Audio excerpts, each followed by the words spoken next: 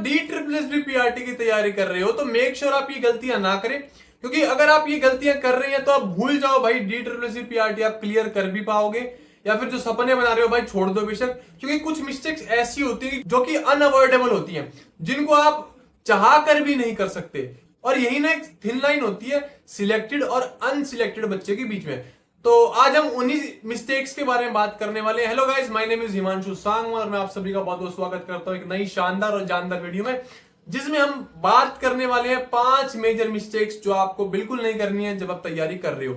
और ये बिल्कुल जेन्युइन मिस्टेक्स हैं, वो टुची मुची नहीं है कि ये कर लिया वो कर लिया वो कर दिया नहीं कर दिया, नहीं, बहुत जेन्युइन मिस्टेक्स होने वाली है और आप खुद से रिलेट भी कर पाओगे। हाँ यार, ये गलती तो मैं अभी तक करती आ रही हूं या फिर करता आ रहा हूं। तो भाई उन मिस्टेक्स को ना आज से ही अवॉइड कर दो, अगर कर रहे हो तो बंद कर दो। ठीक है, एक कॉपी पेन लेके बैठ जाओ, जो आपको लगे कि हाँ भाई ये मिस्टेक्स मैं कर रहा हूं तो उनको आप नोट डाउन कर लें, ताकि आप उन मिस्टेक्स के बारे में कॉन्शियस हो जाओ और आप ना करो। पहली मिस्टेक के बारे में बात करते हैं, focusing too much on syllabus and avoiding mock test. होता क्या है, जब हम तैयारी करना स्टार्ट करते हैं, जैसे कि अभी जस्ट वैकेंसीज आई हैं, तो काफी सारे बच्चे बस भाग दौड़ में लग गए हैं, सिलेबस कंप्लीट करो सिलेबस कंप्लीट करो सिलेबस कंप्लीट करो, बस सिलेबस के पीछे पड़े हो कि फटाफट ना सिलेबस कंप्लीट करो। इस चक्कर में क्या होता है ना, वो मॉक टेस्ट को अवॉइड कर देते हैं। अब मॉक टेस्ट अवॉइड कर दिए, उससे क्या होगा कि एक तो जिस सोर्स से वो पढ़ रहा है, जिस टीचर से, जिस बुक से वो पढ़ रहा है, जिस लेवल का पढ़ रहा है, उसे वो पता लग ही नहीं पाएगा कि वो पढ़ किस लेवल का रहा है। मतलब कि भाई पेपर में आ रहा है यहां और वो पढ़ रहा है यहां, तो वो गैप रह जाएगा, उसे पता लग ही नहीं पाएगा अगर वो मॉक टेस्ट नहीं देगा तो। बस सिलेबस के पीछे पड़ जाओ कि कर लो कर लो कर लो कर लो, नहीं भाई। मॉक टेस्ट ना आपकी तैयारी का एक कॉम्प्लीमेंट्री हिस्सा है, इसके बिना आपकी तैयारी कंप्लीट नहीं होगी। अगर आप ये सोच रहे हो कि पहले मैं सिलेबस कंप्लीट कर लेता हूं और बाद में मॉक टेस्ट दूंगा, तो आप में से काफी सारे ऐसे बच्चे भी हैं जो कि रह चुके हैं पिछले 2022 वाले डीसीस में कि सिलेबस पे ध्यान, और 1 महीने पहले ही आपका पहला मॉक टेस्ट अटेम्प्ट कर रहे हो आप। इससे क्या होगा, आपको पता लगा अरे यार ये क्या हुआ, तैयारी तो मैंने अच्छी खासी करी थी, मॉक टेस्ट में अभी 120 नंबर बन रही। तो ये मिस्टेक के बारे में बात कर रहा हूं। इस बात को और ध्यान सुनो, 2019 के और 22 के डीएसएसबी के मिला के 10 तो 19 के और 26 2022 के, मतलब टोटल मिला के 36 पीवाईक्यूज हैं आपके पास। 36 पीवाईक्यूज का मतलब 7200 क्वेश्चंस हैं आपके पास। और आप हर हफ्ते भी आज से मॉक टेस्ट स्टार्ट करोगे ना, 36 का मतलब हर हफ्ते भी एक दिया तो आपके 9 महीने में जाके कंप्लीट होंगे। और जिस हिसाब से अभी टाइमलाइन चल रही है, एग्जाम कब हो सकता है, तो फेब मार्च, तो 6 महीने का समय है, मतलब आपके मॉक टेस्ट बच भी जाएंगे। आपको अपनी तैयारी बूस्ट करने के लिए ऐसा भी होगा कि 2 हफ्ते में, 1 हफ्ते में 2 मॉक टेस्ट देने पड़ेंगे।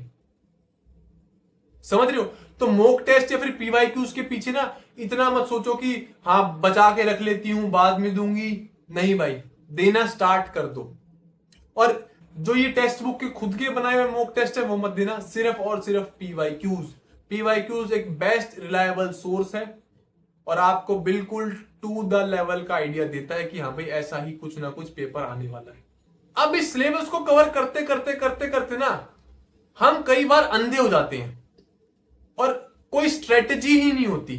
तो सेकंड मिस्टेक यही है कि स्टडिंग विदाउट स्ट्रेटजी। कोई स्ट्रेटजी नहीं है, बस लगे पड़े हैं लगे पड़े हैं लगे पड़े हैं। एग्जाम्पल ग्रुप में जैसे कि आपको पता है पार्ट है math, Hindi, English, reasoning, GK, 5 subjects हैं। अब जो जीके है वो आपको पता है उसमें रिस्क टू रिवॉर्ड बहुत कम रहता है। जैसे कि अगर मैंने 3 घंटे जीके पढ़ी और 3 घंटे हिंदी पढ़ी, तो ज्यादा चांसेस ये हैं कि जो मैंने 3 घंटे में हिंदी का टॉपिक पढ़ा है वो पेपर में आ जाए और उसका आपको मार्क्स मिल जाए, वर्सेस जो 3 घंटे अपने जीके को दिए, कुछ कंफर्म नहीं है जो 3 घंटे आपने जीके पढ़ी है वो पेपर में आएगी नहीं आएगी। तो विदाउट स्ट्रेटेजी ये है कि आप लगे पड़े हो, ना आपका पार्ट ए का सिलेबस ना आपका पार्ट बी का सिलेबस, पर आपको टेंशन है जीके कैसी होगी जीके कैसी होगी। रोज मैं ना जीके के ये 5 टॉपिक कंप्लीट करूंगी या फिर ये 5 टॉपिक कंप्लीट करूंगा। भाई पहले जो 4 मेन कोर सब्जेक्ट्स हैं, हिंदी, इंग्लिश, मैथ, रीजनिंग, इनको तो कंप्लीट कर, उसके बाद जीके के पीछे भाग। क्योंकि अगर यही कंप्लीट नहीं है, इन्हीं 80 मार्क्स में से 20 मार्क्स इसकी होती है, अगर इन्हीं 80 मार्क्स में 70 अचीव नहीं कर पा रहे हो तब कोई फायदा नहीं है, क्योंकि 150 प्लस अचीव करने के लिए आपको एटलीस्ट पार्ट ए में 75 और पार्ट बी में 75 की रिक्वायरमेंट होगी। पर अगर आपके पार्ट ए में जो मेन कोर सब्जेक्ट्स है मैथ, हिंदी, इंग्लिश, रीजनिंग, इसी में अच्छा स्कोर नहीं आ पा रहा तो जीके के पीछे भाग के करोगे भी क्या? और उसका कोई कंफर्मेशन नहीं है भाई। आपने दुनिया जहान की जीके पढ़ रखी हो ना, तब भी मुश्किल है कि आपके 20 में से 15 आ जाए, 18 19 20 आ जाए। उसमें एक मिनिमम मान के चलो आपको 5 नंबर लेके आने, 5 तो मिनिमम लेके आने, ऊपर कितने है वो भगवान की मर्जी। हम राजी हैं 5 में, उससे ऊपर आए भाई भगवान के हाथ में जो है। ठीक है, तो ये बात है स्ट्रेटेजी के बिना पढ़ना। एक प्रॉपर स्ट्रेटेजी होनी चाहिए कि आपको किन सब्जेक्ट्स पे ज्यादा फोकस करना है और किन पर नहीं। ठीक है, अब होता क्या है, क्योंकि वैकेंसीज एकदम से आ गई, सिलेबस का इतना सारा बाहर है, तो हम क्या सोचते हैं कि चलो पहले सिलेबस कंप्लीट कर लेते हैं, रिवीजन बाद में कर लेंगे। तो थर्ड मिस्टेक यही है, अवॉइडिंग रिवीजन्स।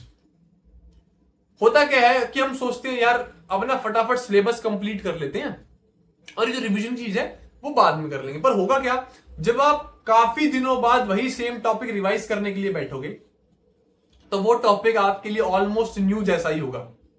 आपको लगेगा ये टॉपिक पढ़ा भी था, या फिर जो उसके मेन कंसेप्ट्स हैं, मेन पॉइंट्स आप भूल चुके होगे अगर आपने एक बार भी रिवीजन नहीं करी है। तो एक बार में तो यार आपको अपना नंबर भी याद नहीं होता, अगर आपको पता हो तो।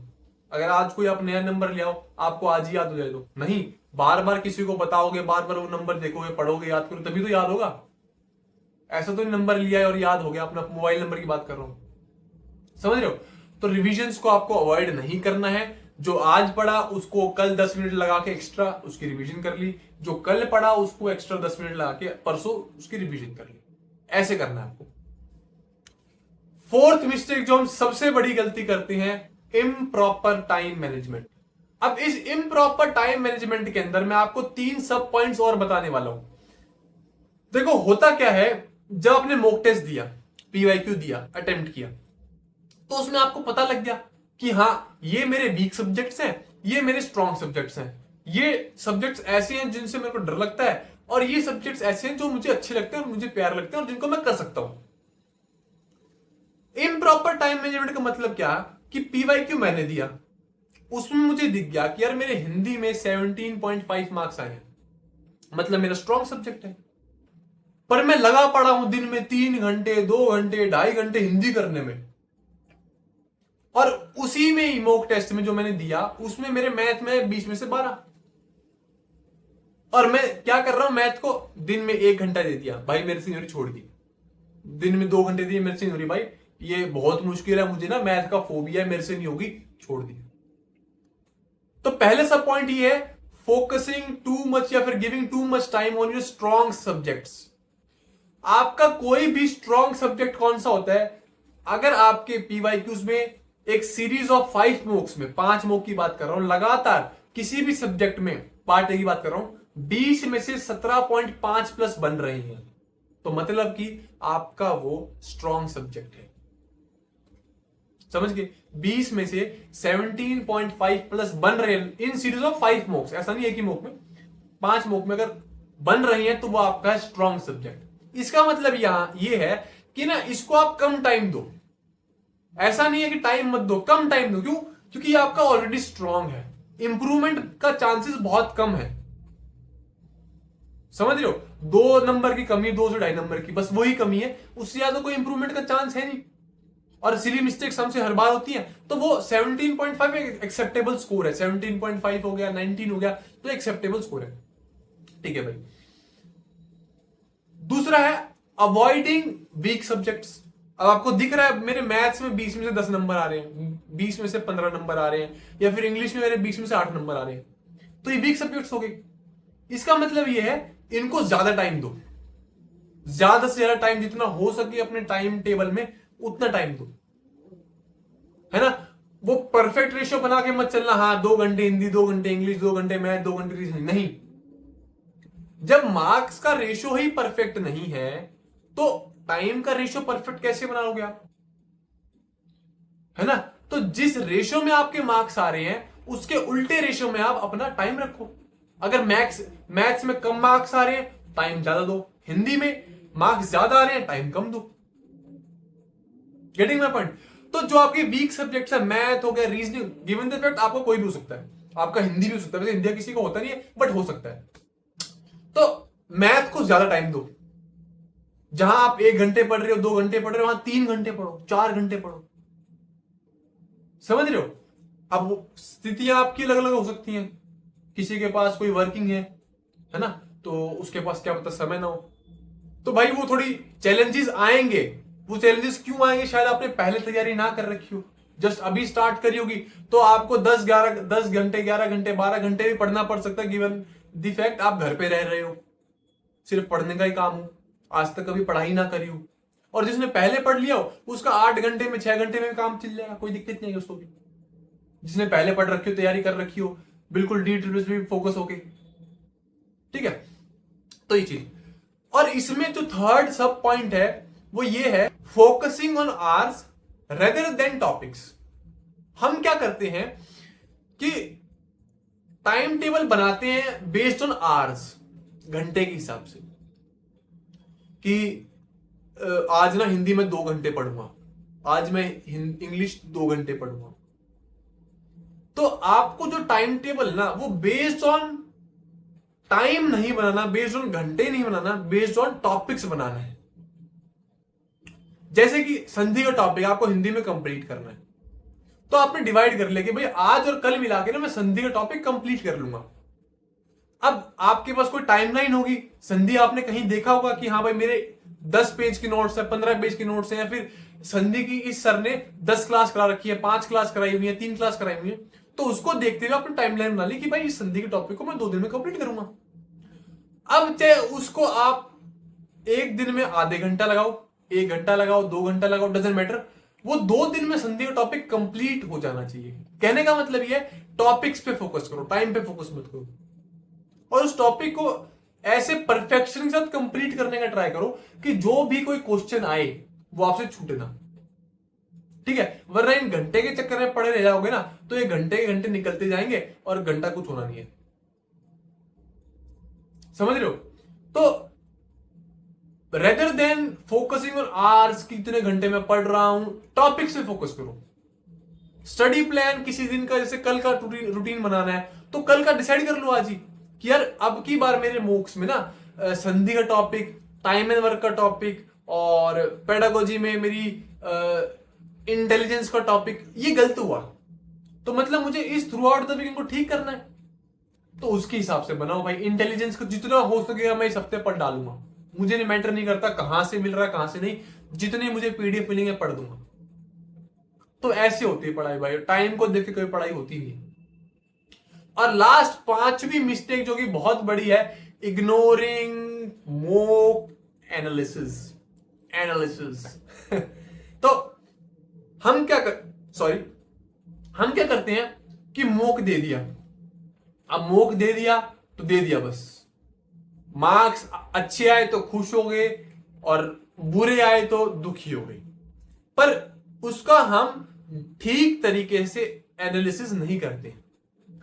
ठीक तरीके से एनालिसिस का मतलब क्या है कि यार मैंने ना टाइम एंड वर्क का टॉपिक तो कर लिया कंप्लीट, पर मेरा इसमें सवाल गलत क्यों हुआ है मॉक टेस्ट में। फिर आप देखते हो यार टॉपिक तो आपने कंप्लीट किया, पर उस लेवल का क्वेश्चन आपने कभी सॉल्व किया ही नहीं है, और पेपर में आपने इतना किया है और पेपर में इस लेवल का क्वेश्चन आया हुआ है, तो ये गैप है, जब भी आपने वो क्वेश्चन गलत किया है। अच्छा, मैंने पर्यायवाची सारे कर लिए या फिर संधि का टॉपिक मैंने कंप्लीट कर लिया, पर कोई सवाल आ गया, उज्ज्वल आ गया एग्जाम्पल, आप उसका संधि विच्छेद बता ही नहीं पाए। आपने पढ़ा इस लेवल का, आ गया इस लेवल का, तभी नहीं कर पाए, है ना। देखो आप किसी भी क्वेश्चन को ना तभी सॉल्व कर पाओगे, या तो आपने जिस लेवल का पेपर में आ रहा है उसी लेवल का पढ़ा हो, या फिर जिस लेवल का पेपर में आ रहा है उससे ज्यादा लेवल का पढ़ा हो, तभी कर पाओगे, वरना नहीं कर पाओगे। हाँ, तुक्के मार दो अलग बात है, तुक्के की हम बात नहीं चल रही। तो कहने का मतलब ये है, जब आप मॉक दे दो, एक प्रॉपर वीडियो आएगी कि एक प्रॉपर मॉक एनालिसिस कैसे करना है, किन टॉपिक्स को आपको देखना है, किन पॉइंट्स को आपको देखना है, वो मैं एक अलग वीडियो में बना के दिखाऊंगा आपको। तो कभी कभी भी ना मॉक एनालिसिस को छोड़ना नहीं है, जो मॉक दिया उसमें देखो भाई क्या गलतियां हैं, क्या शॉर्टकमिंग्स है, कौन से क्वेश्चन छोड़ दिए, कौन से क्वेश्चन गलत कर दिए। देखो मेनली ना दो ही पॉइंट पे ध्यान रखना है, कौन से क्वेश्चन गलत करे हैं और कौन से छोड़े हैं। जो आपने गलत किए मतलब कि आपको लगता था कि आपको आते हैं बट मिसकंसेप्शन के चलते या फिर कैलकुलेशन में गलती कर दी, उसके चलते आपने उस क्वेश्चन को गलत किया। तो जो मिसकंसेप्शन उसको ठीक करो, और जो आपने छोड़ दी इसका मतलब आपको आते ही थे, तो उन टॉपिक्स को कंप्लीट करो। एज सिंपल एज दैट, समझे।